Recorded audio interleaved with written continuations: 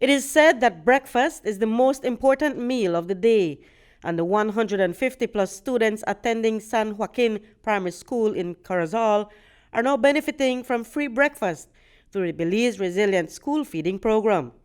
They assumed management of the program today during a ceremony where the Ministries of Education and Agriculture handed over the responsibility.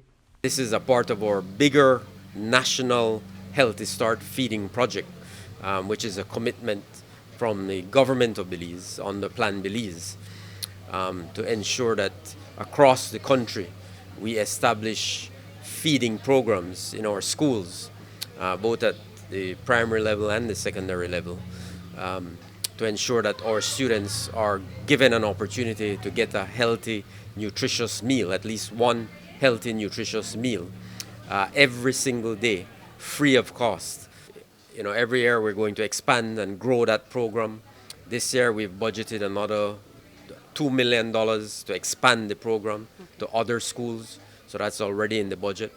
Minister of Education Francis Fonseca says that in order for the program to be successful, his ministry has provided resources and made investments for the program to continue.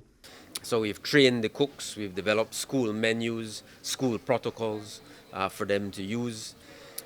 It involves the community as well. We're buying produce from the local farmers.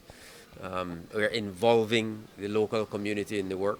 Working with the Ministry of Agriculture, they are responsible for school gardens, and so they have partnered with us across the country to establish school gardens in our primary schools.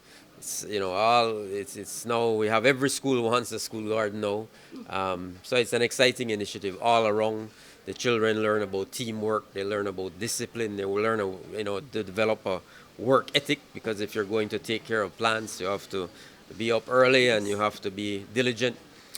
The program was introduced in 2021 when primary schools were still closed due to COVID, and this, according to Minister of Agriculture Jose Abelardo May, was a lesson that there is an urgent need for food security. COVID-19 taught us very important lessons, that you can have everything, but you have no food, you can't eat, you can't trade, you can't survive. Remember, tourism went to zero during COVID. It is agriculture that sustained the country for a long while, right? And so, you must also remember that even sick people need food. So no matter how much disease come, people sick. In fact, they need better food. Yeah. And so food never stops being demanded for. Principal of San Joaquin RC School, Dianira Mo, says that the children are so enthralled by the project that the school suddenly has had a very good attendance since the project began. We can see that when we give the free breakfast, we have a high attendance. Everybody is here. Everybody enjoys the free snack.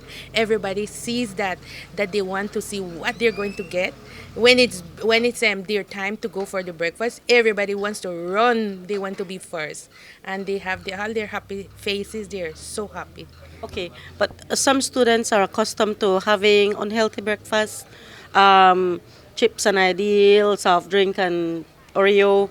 How do you change them from that habit to eating eggs and spinach and stuff like that?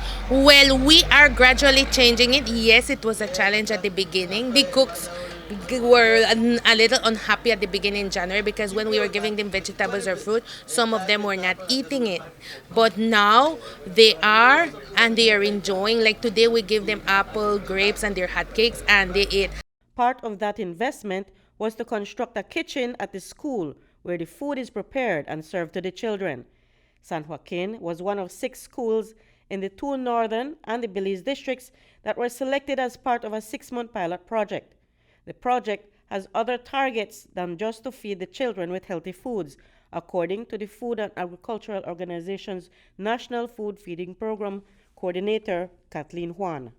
It's looking at not just feeding the children, but also community support, farmer involvement, policy measures, nutrition education, having a garden, and then not least, but the last thing is the actual meals that the children get. So it's very multi-component. Just some of the things we did is upgrading the infrastructure. We installed this entirely new kitchen here at San Joaquin, which did not exist before this project started. It was half of a classroom. And in 3 of our other schools, we actually did the same thing. We put in a brand new kitchen. We gave all the utensils and appliances, but we also did a lot of education. Reporting for News 5, I'm Marion Ali.